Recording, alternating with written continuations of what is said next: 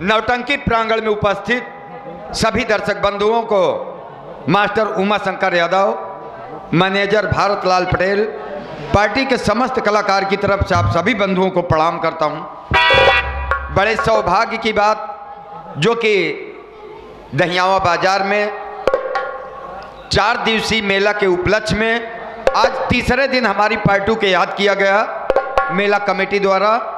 इस उपलक्ष्य में आप लोगों का दर्शन प्राप्त हुआ, इसके लिए पूरे पार्टी कलाकार आपके आभारी हैं। उचित तो यही होगा कि आप लोग समझ लीजिए कि मैं कौन हूं और इस कहानी से क्या मेरा संबंध है। दोस्तों, मेरा नाम शंकर लाल है। आज के 20 वर्ष पहले की बात है। मैं अपनी शादी एक मंदिर में पार्वती नाम की लड़की से किया था। शादी करने के कुछ दिन पश्चात मेरी पत्नी पार्वती जब पाँव की भारी हुई तो मैं उसे लिवाकर काशी विश्वनाथ मंदिर में दर्शन कराने के लिए गया। दर्शन कराने के पश्चात हम दोनों प्राणी आपस में अपने अपने हाथ में शंकर पार्वती नाम लिखवाया। उसके बाद मेले से निकलने के पूर्व अचानक पता नहीं मेले में कैसे भगदड़ हुई, मेरी पत्नी पार्वती मुझसे बिछड़ गई। साथियों, धीरे धीरे 20 वर्ष बीत गया। मैं अपनी पत्नी पार्वती को बहुत खोजा, बहुत ढूंढा, परंतु उसका कोई पता नहीं लगा। उसके कुछ दिन के पश्चात मैं इलाहाबाद हाई कोर्ट में जज के पद पर नौकरी पा गया।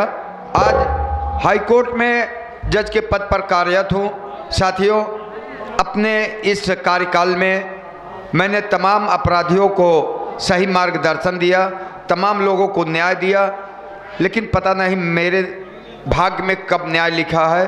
भगवान मेरी पत्नी पार्वती को मुझको मिला पाएंगे, अन्यथा ये जीवन काल अकेलेपन में ही बीत जाएगा। मेरे घर में एक नौकर है जिसका नाम रहमान खान है। वो घर का भी कारोबार देखता है और गाड़ी भी चलाता है। वो आ जाता है, कोर्ट चलने की तैयारी करता हूँ।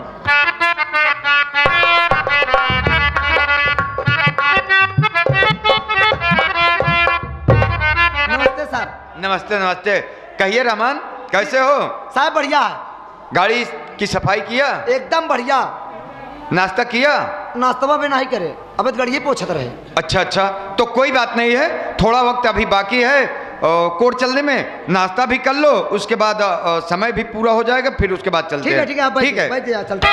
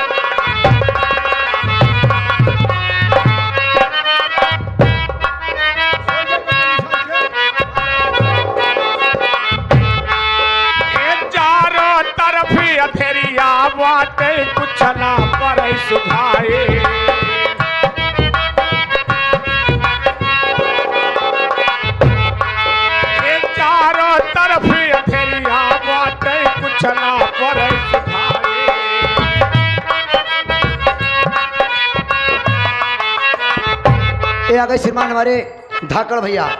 ये हमारे धाकड़ भैया जलेबी वाले, ये आपको रोटी खाने के लिए 11 मदद करते हैं। और साथ साथ आ गए इधर हमारे पहलवान चाचा जी, जो कि ये पट्टी महाड़ोरों से चल कर आए हैं। ये आपकी गरीबी को देखकर 11 पुरस्कार देते हैं। साथ साथ इधर हमारे बड़े भैया आ गए, अपना नाम तो नहीं बताए। उनका कहना है कि हम जिनके लिए दिन रात तड़पते हैं वो अपने तकियों पे आराम से सोते हैं। आपकी गरीबी को देखते हुए उनको 11 रुपये मदद कर रहे हैं, पार्टी की तरफ धन्यवाद। साथ साथ आ गए श्रीमान हमारे यादव भैया, यादव दूध डेयरी वाले, जो कि इनके यहाँ ये चारों तरफ फेरिया बाटे कुछ ना पर है सुझाए।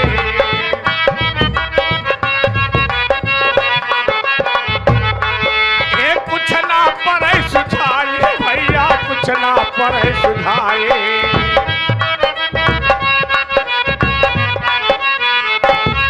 अरे भूख प्यास से तड़पत बाटे, अरे हमसे रहा न जाए।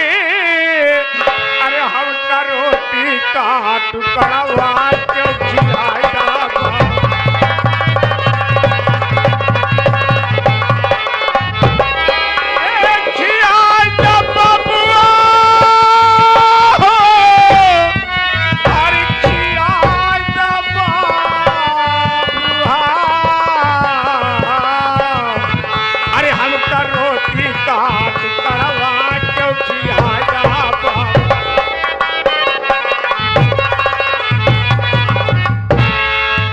ये आगे से भूख से ना मुझसे चला जा रहा है, ना तो रास्ता सुझाई दे रहा है। आज 3 दिन हो गया बाबू, मुझे एक टुकड़ा रोटी नहीं मिली। यहाँ से गला सूख रहा है, सामने मकान दिखाई दे रहा है। चलता उस दरवाजे पर एक रोटी का सवाल करता हूँ। अगर खाने के लिए मुझे रोटी मिल जाएगी तो मैं रोटी को खाकर अपनी भूख को मिटा लूँगा, फिर उसके बाद रास्ता पकड़ के चला जाऊँगा। देखो परमात्मा मुझे कहाँ ले जाता है। चलता हूँ उस दरवाजे पर।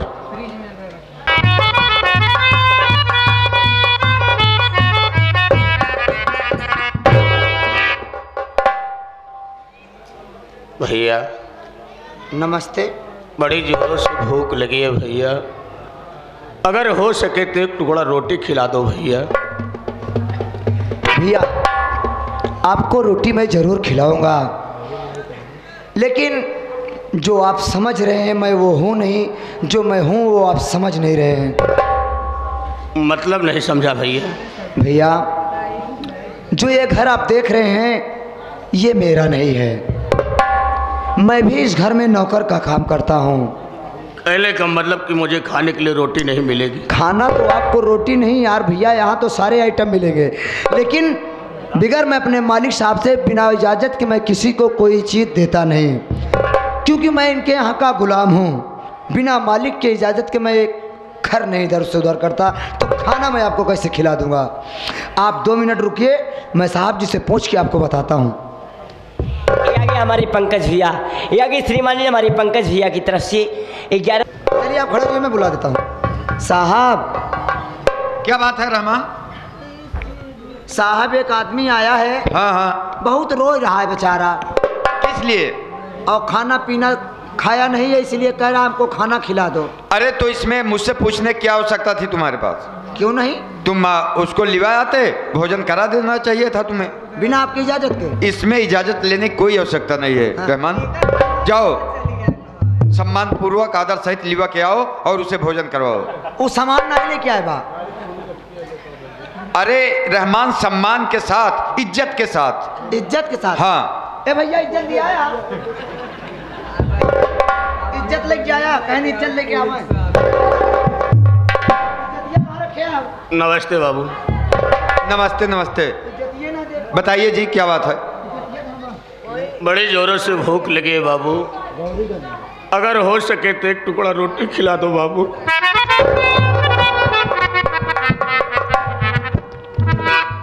बड़ी जोरों से भूख लगी हुई है,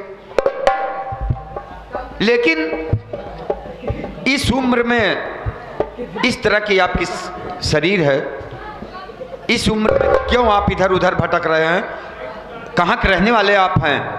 आपके माता पिता कौन हैं? आपके परिवार वाले कौन हैं जो इस तरह से अपना घर परिवार द्वार सब छोड़ करके भूखे प्यासे टहल रहे हो? बात क्या है बताओ। जाना चाहते हो बाबू? ये बदनसीब आपसे जरूर बताएगा। अगर आप अपनी बात सच सच बताएंगे तो मैं जरूर आपको भोजन करवाऊंगा। ये बता रहा हूँ बाबू।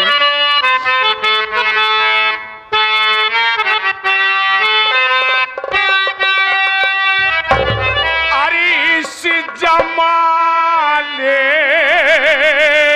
में नहीं, अरे इस जमाने में नहीं कोई हमारा बाबा।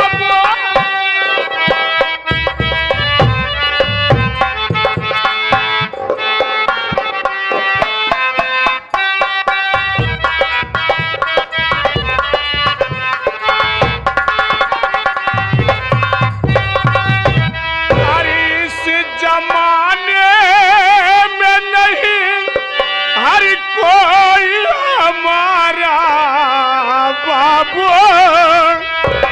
अरे इस जमाने में नहीं हर कोई हमारा बाबू। अरे मांग कर भीख करूं, अरे मांग कर भीख करूं अपना गुजारा बाबू। मांग कर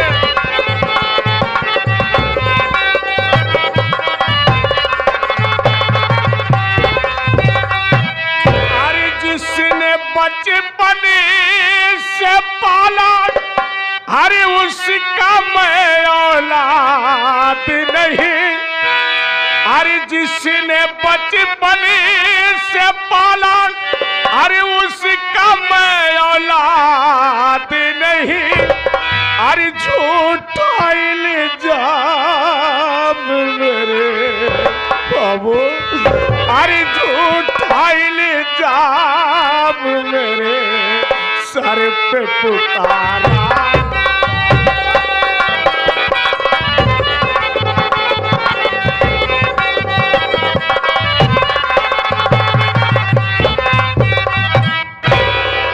बाबू मेरे जीवन की कहानी बहुत लंबी है, किसी अपने जीवन का दुखड़ा सुनाऊं इस दुनिया इस संसार में कोई सुनना वाला नहीं बाबू।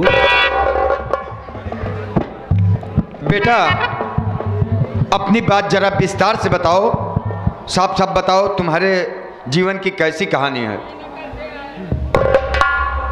बाबू मैं चंदनपुर का रहने वाला हूँ, मेरा नाम चंदन है। घर में मेरे बाबूजी जिसे सेठ नारायण बाबू कहते हैं, घर में मेरी सौतेली माँ जिसे लोग प्यार से मालकर कह के बुलाते हैं। छोटा सा मेरा परिवार था। मेरे घर में एक नौकरानी थी बाबू जिसका नाम किरण था। वो दोनों आँख की अंधी थी बाबू, उसे दुनिया संसार दिखाई नहीं देता था। मालिक ने उसे गरीबी दिया था। वो लाचार मजबूर मेरे घर में चूल्हा और बर्तन का काम करने आती थी। जब मैं उसे देखता था तो मुझे बड़ी दया आती थी कि या परमात्मा तूने आज इसे गरीबी दिया है, ये मेरे घर में मजबूरी में आकर चूल्हा और बर्तन का काम। लेकिन मेरी सौतेली माँ उसे देख करके बहुत जलती थी। जो काम किसी से नहीं होता था वो काम उस अंधी से करवाती थी। लेकिन मैं उसे नौकरानी नहीं बाबू, मैं उसे अपनी धर्म की बहन समझता था और उसे एक भाई का प्यार देता था। जब रक्षाबंधन का त्योहार आता था तो अपने हाथों में अपनी बहन से राखी बंधवाता था। बड़ा अटूट प्यार था। जो एक भाई बहन में होता है। एक दिन की बात है, मेरी सौतेली माँ मेरी अंधी बहन को नदी पर पानी के लिए भेज दिया बाबू। वो अंधी लाचार मजबूर होकर के पानी भरने के लिए तो चल दिया बाबू, लेकिन जब थोड़ी दूर गई तो रास्ते में ठोकर लग जाने से घड़ा गिर गया। ढूंढने के बाद जब वो घड़ा नहीं पाई तो लाचार मजबूर होकर के घर वापस लौट कर आई। जब घर लौट कर वापस आई तो मेरी सौतेली माँ उसे इतनी बेदर्दी से मार रही थी, इतनी बेदर्दी से मार रही थी तो मार मुझसे देखा नहीं गया बाबू। मैं जज्बात में आकर के माँ के ऊपर हाथ उठा दिया, क्योंकि परमात्मा ने उसे कोई औलाद नहीं दिया था। वो बच्चों का दर्द क्या जानेगी। मेरे मुंह से एक शब्द बाझिन का निकल गया। ये शब्द सुनने के बाद वो गुस्से में जाकर के बाबूजी के पास बोली कि चंदन किरण से प्यार करता है और किरण को अपनी दुल्हन बनाना चाहता है। जब ये बात बाबूजी सुने तो गुस्से में आ गए बाबू। हम भाई बहन कमरे में बैठे थे, तभी मेरे बाबू और माँ कमरे में पहुंचे। मेरे बाबूजी मेरे ऊपर हंटर चलाने लगे। बोले चंदन, तू किरण से प्यार करता है, उसे अपनी दुल्हन बनाना चाहता है, तू मेरा सगा औलाद नहीं है, निकल जाओ मेरे घर से। हमने उनसे पूछा कि अगर मैं आपका औलाद नहीं तो इस दुनिया संसार में किसका औलाद हूँ? उन्होंने मुझसे बताया कि मैं तुम्हें काशी विश्वनाथ के मंदिर में परुआ पाया था, तू मेरा सगा औलाद नहीं, मैं तुझे पालन पोषण किया था। उन्होंने मुझे मार के घर से भगा दिया बाबू। आज 3 दिन हो गया, मुझे एक टुकड़ा रोटी नहीं मिली है। अगर हो सके तो एक टुकड़ा रोटी खिला दो बाबू।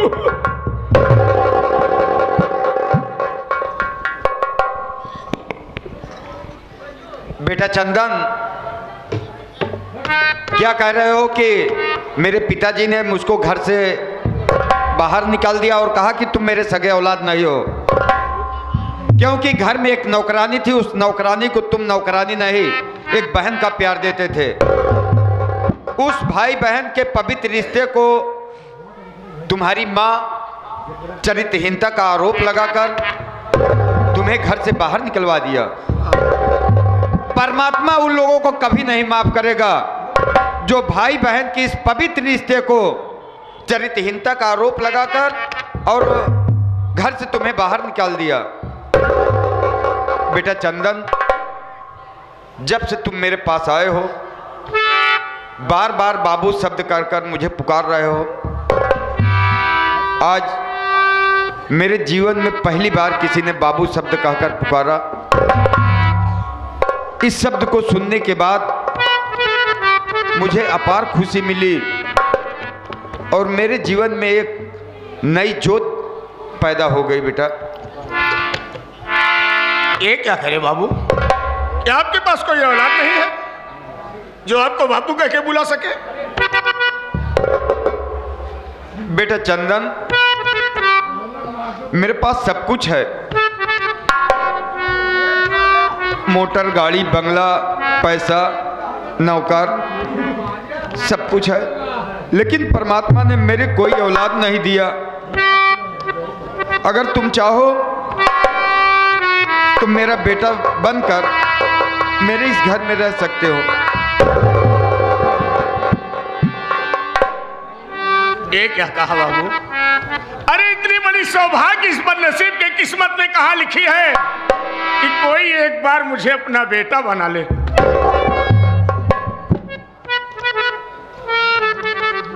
चंदन बेटा, मैं यही समझ रहा था कि तुम मेरी बातों को इनकार नहीं करेगा, स्वीकार कर लेगा। धन्य है तुम्हारे माता पिता जिन्होंने ऐसे महान प्रतापी, कर्मशील और सदाचारी पुत्र को जन्म दिया। आज से इस प्रॉपर्टी का मालिक शंकरलाल नहीं बल्कि मेरा बेटा चंदन होगा। आज से मैं तुम्हें अपने बेटे के रूप में स्वीकार करता हूँ और अपनी पूरी संपत्ति का मालिक अपने बेटे चंदन को बनाता हूँ। ये लीजिए घर की चाबी और घर के कार्यों की जानकारी रहमान देगा आपको। बापू,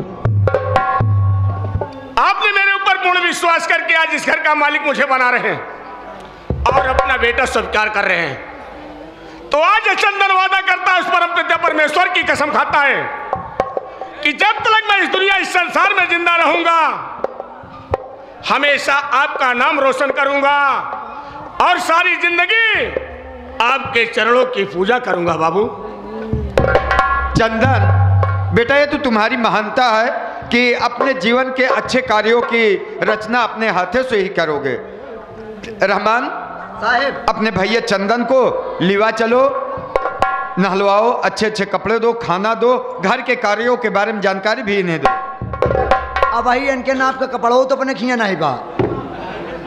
रहमान, अब तो दुकान पे हर साइज के कपड़े हमेशा उपलब्ध रहते हैं। हाँ हाँ, तो चला चला कपड़ा दिया।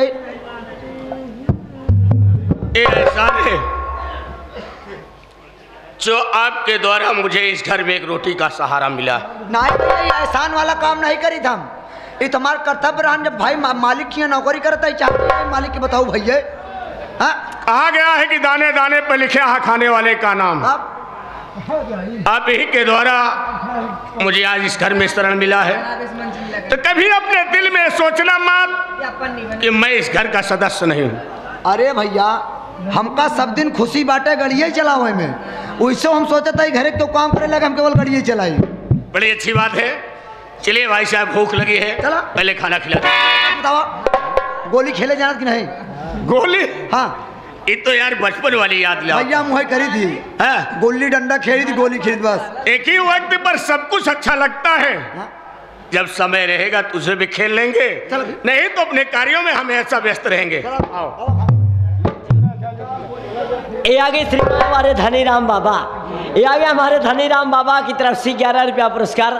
धनीराम बाबा सोरावा से चल कर आए हैं, कह रहे हैं अगर जो डॉक्टर नहीं इलाज करते हैं, धनीराम बाबा अपने जड़ी बूटी से इलाज करते हैं। और ये आगे श्रीमान हमारे बड़े भाई साहब, ये आगे हमारे यादव जी, हमारे ननके भैया प्रोपाइटर, हमारे ननके भैया दूध दही पनीर हरी मटर, जो कि दहियावा बाजार के निवासी हैं। हमारे ननके भैया की तरफ से 11 रुपया पुरस्कार करते हैं, पार्टी की तरफ से धन्यवाद।